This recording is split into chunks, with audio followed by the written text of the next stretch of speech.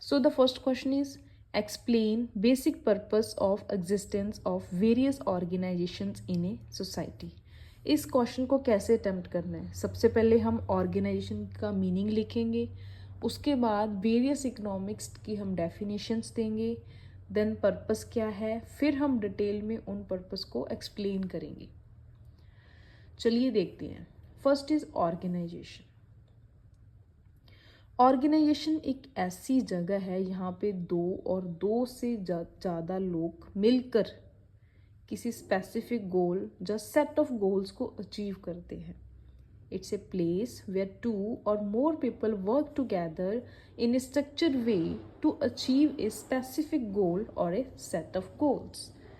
Now different economics define organization in the following ways. हमारे पास तीन मेन डेफिनेशंस हैं. First is according to McFarland. McFarland ने organization को कैसे डिफाइन किया है? That an identifiable group of people contributing their efforts towards the attainment of goal is called organization.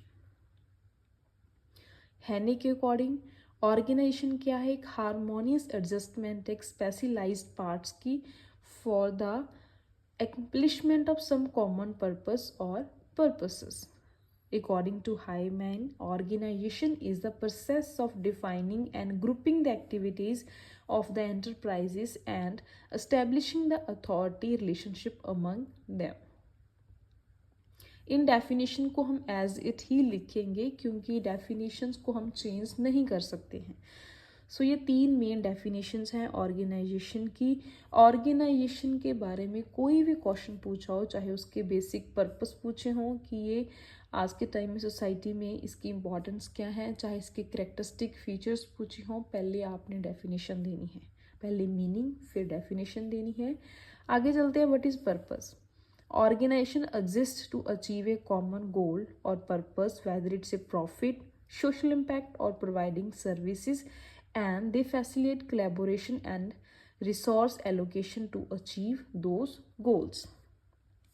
ठीक है जी.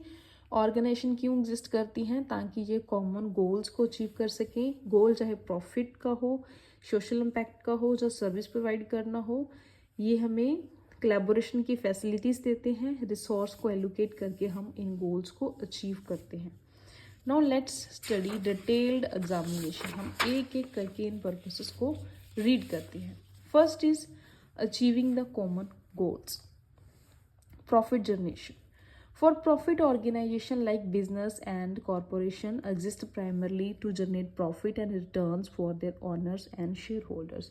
जितनी भी प्रॉफिट जनरेट करने वाली ऑर्गेनाइजेशंस होती हैं उनका एक ही मोटिव होता है, प्रॉफिट प्रॉफिट प्रॉफिट्स. और ये प्रॉफिट किनको जाता है? मालिक को और या फिर उनके शेयर होल्डर्स को जाता है. Second is social impact. लेकिन कुछ नॉन प्रॉफिट ऑर्गेनाइजेशंस भी होती हैं जिनका काम होता है सिर्फ सोशल वेलफेयर, समाज के बारे में सोचना. ये होती हैं नॉन प्रॉफिट ऑर्गेनाइजेशंस. ये फोकस करती हैं पॉजिटिव सोशल इम्पैक्ट क्रिएट करना, सोशल इश्यूज को सॉल्व करना और स्पेसिफिक कॉजेज को प्रमोट करना. Third is providing services.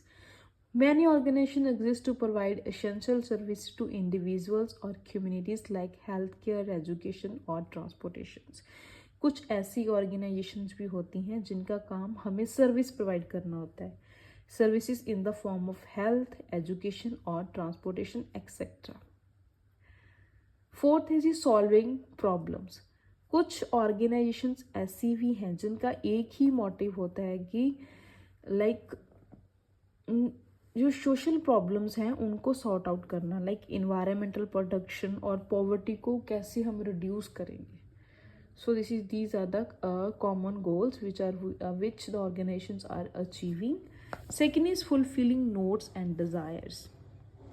Organization exists to provide goods, services or experiences that met the needs and desires of their target audience.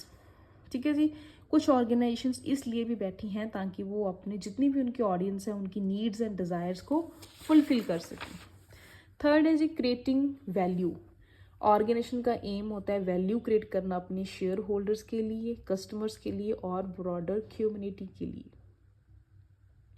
The concept of value creation is central to success and sustainability of any organizations.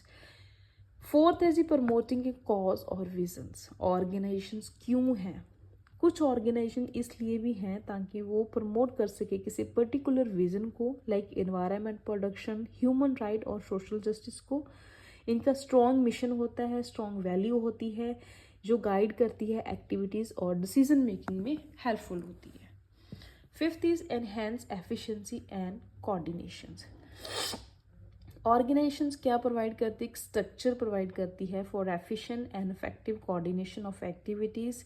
ये establish करती हैं clear roles, responsibilities, communication channels, enable करती हैं individuals को इकट्ठे काम करना efficiently. Last है जी फास्टरिंग इनोवेशन एंड ग्रोथ.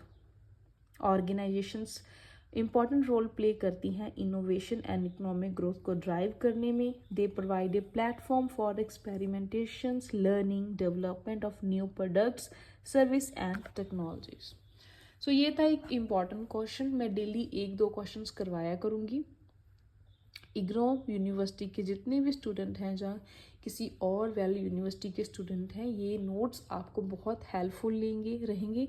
मैंने वेरियस बुक्स से कंपोज करके इन नोट्स को क्रिएट किया है. Thank you.